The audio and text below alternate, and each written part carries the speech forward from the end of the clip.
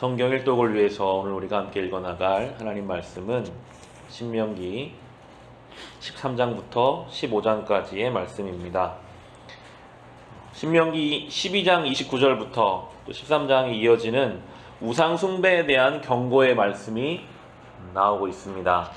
이제 가나안 땅에 들어가게 될 것인데, 가나안 땅에 들어가면 더 이상 하나님이 주시는 만나를 먹지 않아도 비옥한 땅에서 농사를 지으면 먹고 살 수 있고, 하나님의 구름기둥과 불기둥을 찾지 않아도 그 자리에서 정착해서 살면 되기 때문에 광야 생활에서는 오히려 시험거리가 적으나 가나안에 들어가면 수많은 유혹이 있을 것이라고 하나님은 미리 경고하고 계십니다. 그런데 그 유혹은 크고 멀리서 오는 게 아니라 가까운 곳에서 은밀하게 온다고 말씀하시는데요.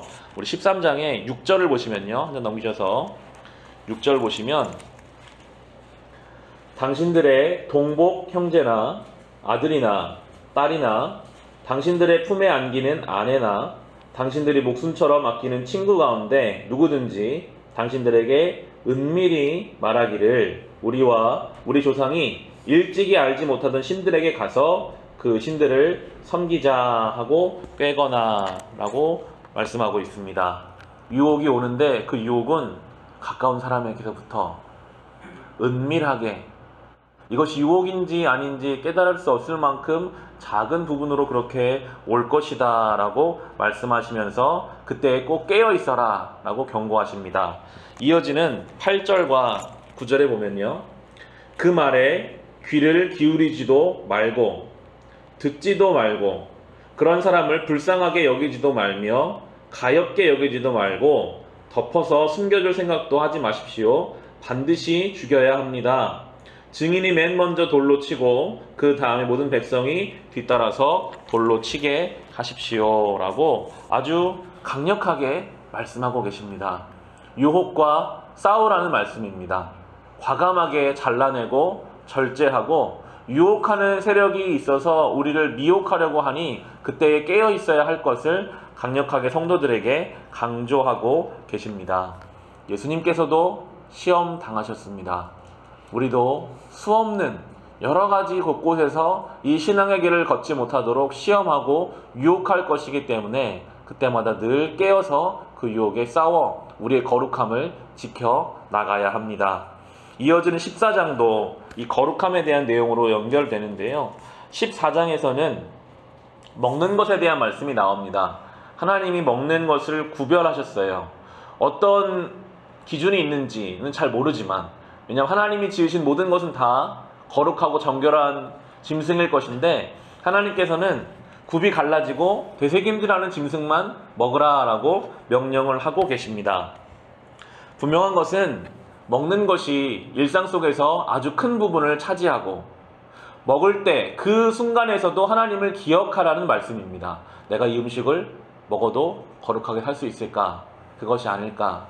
그냥 넘어가도 되는 것이지만 나의 삶의 그 순간에도, 일상 속에서도 내가 거룩하게 살기 위해 때로는 먹지 않고 구별하고 깨어있어라 라는 것이 이 먹는 짐승에 대한 이 시대에 우리가 적용할 수 있는 내용입니다. 거룩함은 그렇게 조심하면서 깨어있으면서 지켜지는 것이기 때문입니다.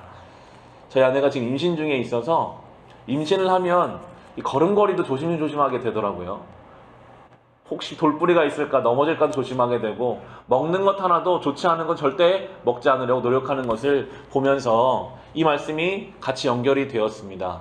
우리가 태중에 생명이 있어도 이 생명을 지키기 위해서 먹는 것도, 보는 것도, 말하는 것도, 행동 하나도 조심하면서 산다면 예수 그리스도의 피값으로 우리에게 주어주신 이 생명, 우리에게 주신 그 생명이 더 고귀할진데 그 생명을 거룩하게 지키기 위해서 우리도 마치 임산부의 그런 마음으로 보는 것, 생각하는 것, 듣는 것, 먹는 것, 가는 것까지도 그렇게 생명을 거룩하게 지키기 위한 노력이 우리에게 필요한 것을 이 말씀을 통해서 생각해 볼 수가 있습니다. 이어지는 14장의 후반부에도 이제 11조에 관한 내용으로 구체적으로 어떻게 거룩함을 이뤄갈 것인가가 나오는데요. 우리 14장의 28절과 29절을 보면, 당신들은 매 3년 끝에 그 해에 난 소출의 11조를 다 모아서 성 안에 저장하여 두었다가 당신들이 사는 성 안에 유산도 없고 차지할 목도 없는 레위 사람이나 떠돌이나 고아나 과부들이 와서 배불리 먹게 하십시오. 그러면 주 당신들의 하나님은 당신들의 경영하는 모든 일에 복을 내려 주실 것입니다. 라고 이 11조에 대해서 가르치시면서 11조는 매년 소출의 10분의 1을 하나님께 드림으로 나의 모든 소유가 하나님께로부터 온 것임을 인정하는 것인데 3년에 한 번은 그 11조를 잘 모아서 동네에서 어려운 사람들, 먹을 것이 없는 사람들, 굶주린 사람들을 도우라라고 말씀하고 계십니다. 하나님께서는 우리의 거룩함을 때로는 적극적으로 이뤄가기를 원하십니다. 우리가 가진 소유를 가지고 우리보다 가난하고 어려운 사람을 돕는 것이 하나님께 기쁨이 되고 그것이 또한 거룩한 일임을 말씀하고 계시고요. 이어지는 15장 4절도 마찬가지 말씀입니다. 4절 보시면 당신들 가운데 가난한 사람이 없게 하십시오. 그러면 주 당신들의 하나님이 당신들에게 유산으로 주어 차지하게 하시는 땅에서 당신 참으로 복을 받을 것입니다. 라고 말씀하고 계시고요. 한 번 넘기셔서 이어지는 7절과 8절도 보시면 주 당신들의 하나님이 당신들에게 주시는 땅에 어느 한 성 가운데 가난한 동족이 살고 있거든 당신들은 그를 인색한 마음으로 대하지 마십시오. 그 가난한 동족에게 베풀지 않으려고 당신들의 손을 움켜쥐지 마십시오. 반드시 당신들의 손을 그에게 펴서 그가 필요한 만큼 넉넉하게 구워 주십시오. 라고 말씀하고 있습니다. 아주 구체적으로 물질에 대해서 하나님께서 말씀하세요. 가난한 자가 있으면 그를 보면서도 손을 움켜쥐고 있지 마라. 그를 위해 손을 펴라.